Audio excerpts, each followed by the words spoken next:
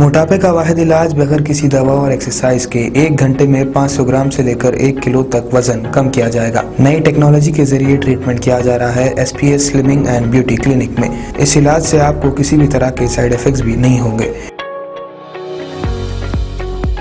Colour improvement, pimples और dark circles के लिए भी आप आ सकते हैं SPS slimming and beauty clinic, Hyderabad, Abids beside Agrawala sweet house. Screen पर दिए गए नंबर्स पर कॉन्टैक्ट करें।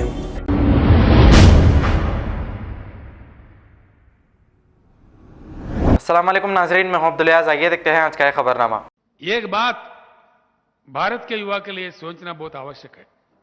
आज जो बजट पेश हुआ है, बजट में जो कुछ भी कहा गया है सरासर झूठ है, धोखा है।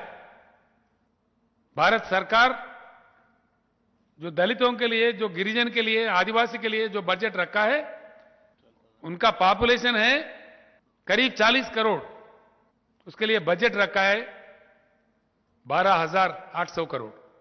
ये दलित का सरकार है, ये ट्राइबल का सरकार है, ये दलित द्रोही है, गिरिजन द्रोही है, ट्राइबल द्रोही है। गरीबों से इनको कोई मतलब नहीं है।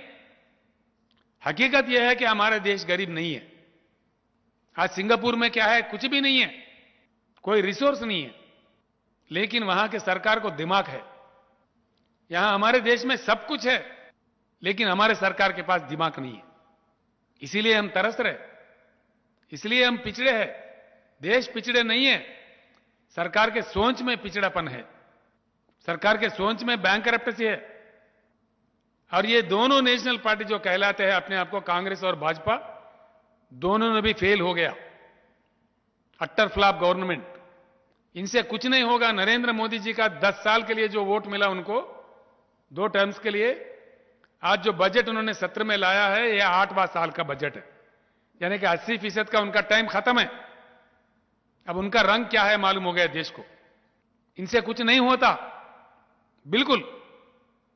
मैं बताता हूं भारत के युवा को, इस भाजपा सरकार को उखाड़ के बंगाल खाड़ी में फेंक देना चाहिए, तब तक ये देश आगे नहीं बढ़ेगा। मुंबई भी जा रहा हूं, कल ही मेरा बात उद्धव ठाकरे जी से हुआ। इसमें छुपाने क्या बात है? महाराष्ट्र का सीएम साहब से मैंने बात किया, मैंने शेयर किया। क्या गलती है भाई? क्या गलती है कि मैं जा रहा हूं मुंबई? 2-4 दिन में जाऊंगा मेरे ख्याल से। क्यों जा रहा हूं? इस देश के बारे में मेरा विचार क्या है उनके सामने रख रहा हूं। हम सभी मिलकर बैठेंगे, बात करेंगे, एक रास्ता तय होगा। क्या हम लोग चुप बैठेंगे? चुप नहीं बैठेंगे, बिल्कुल लड़ेंगे। देश के हित के लिए चाहे जान कुर्बान करना पड़े, कुर्बान करेंगे। हम सिपाही है इस देश के, हम योद्धा है, कुत्तों से डरने वाले नहीं है। खासतौर पर पागल कुत्तों से नहीं डरेंगे जो भौंकते रहते हैं सुबह शाम।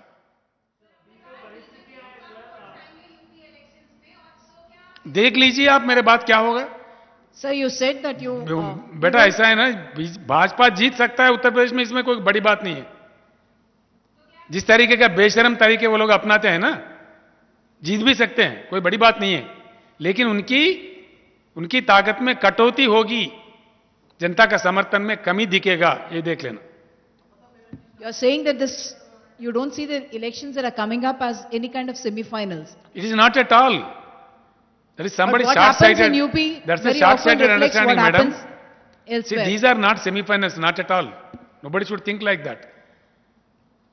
If BJP wins in Uttar Pradesh, they will go, उनको अहंकार और चढ़ेगा और गलतियां ज्यादा करेंगे, इस देश के लिए फायदा होगा।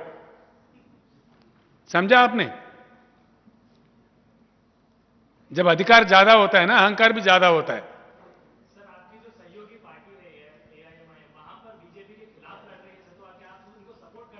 आप नहीं समझते, मैं एक बात साफ बताता हूं। मुस्लिम लीग के जो नेता थे सुलेमान सेठ जी, उनका इंतकाल के बाद असदुद्दीन ओवैसी साहब का कोशिश यह है कि he wants to project himself as the face of Indian Muslim community, और कुछ हद तक वो सफल हुए हैं। सिवाय इसके मैं नहीं समझता कि उसका कोई एजेंडा है, उसका कोई दूसरा एजेंडा नहीं है। वो इंडियन मुस्लिम फेस का एक शक्ल बनना चाहता है, उसमें कोशिश कर रहे। हमारा भाई है, हमारा पार्टी है, हमको नाज है।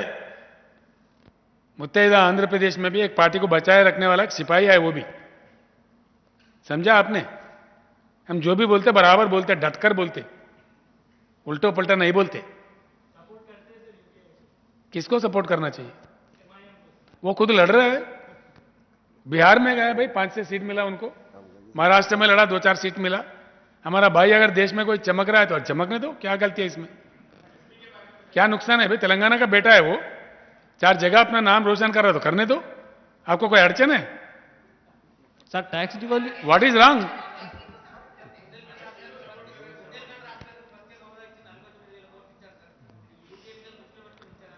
శాతం ఎన్నికల గోల్మాల్ గోవిందం భయ్. ఎప్పుడే 8 ఏళ్ళక నేను నరేంద్ర మోడీ నిద్రలేసి ముందేళ్ళ కంటే దరిద్రం ఇప్పుడే కనబడ్డా నరేంద్ర మోడీకి. 5 ఏళ్ల నుంచి వాళ్ళ గవర్నమెంట్. खबर है शहर की, खबर है गाँव की, खबर है सारी दुनिया की। 7H न्यूज पसंद आए तो लाइक कीजिए, शेयर कीजिए और सब्सक्राइब करना ना भूलें।